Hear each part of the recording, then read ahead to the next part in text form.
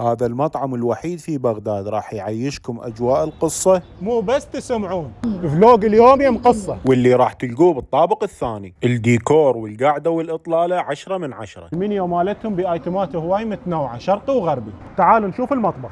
الكادر ممتاز ويطبخ لكم الأكل بكل حب وترتيب. راح ادوق مندي يمني بايادي سوريه، البارستا عندهم بكل أنواعها، والمقبلات يمهم جدا مميزة.